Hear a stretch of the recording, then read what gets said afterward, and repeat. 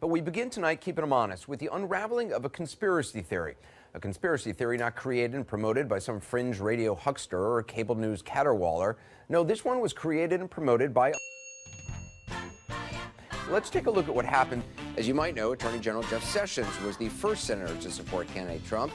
Some facts about him. He also met with Ambassador Kislyak twice during the campaign. What about this allegation that you're a spy master, a spy recruiter? Nonsense.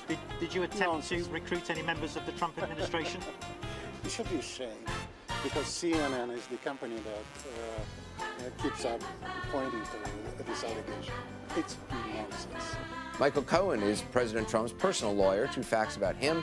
Last month, he met with a guy named Felix Sater, a Russian immigrant connected to the mob, accordingly. You didn't know anybody close to Putin or connected to Putin who was telling you they wanted to help Trump become president of the United States? No, I did not. And you didn't have any knowledge of any government actor in Russia who wanted to help get Trump elected president?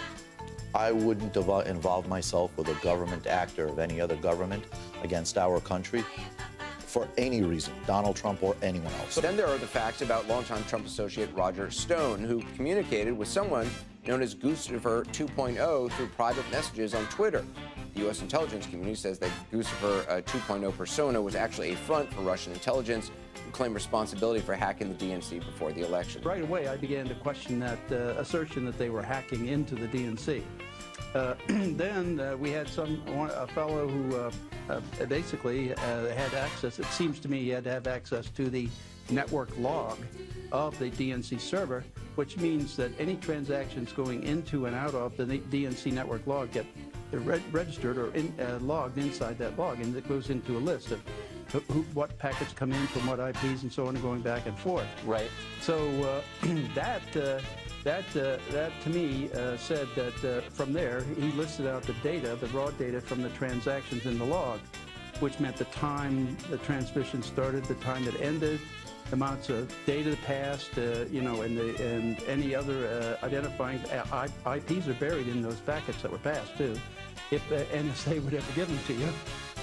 But I think this is probably one of the reasons the DNC didn't let the FBI look at it, because it would show that at the rate, see, it was taken out at the rate of, well, 1,976 megabytes, or it was taking out and you make the point that it was moved too fast.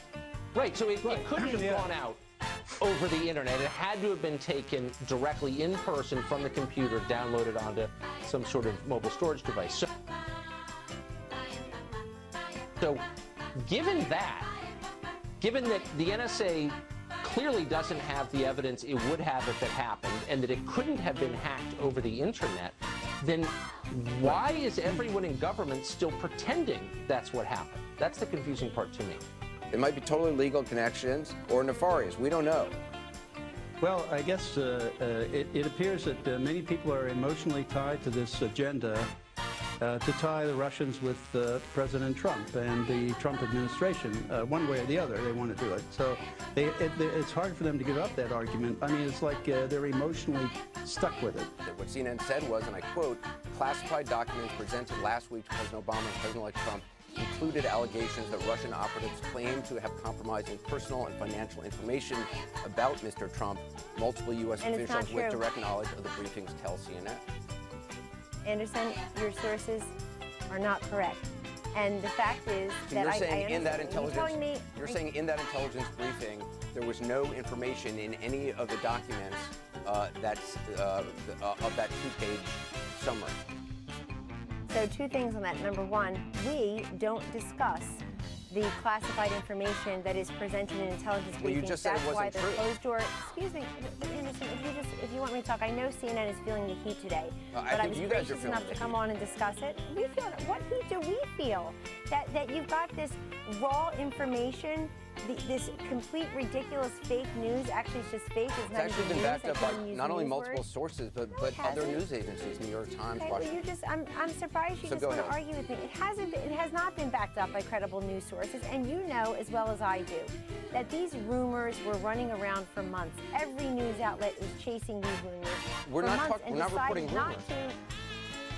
Today, both parts of this conspiracy theory crumbled spectacularly, as they often do, in the bright light of facts.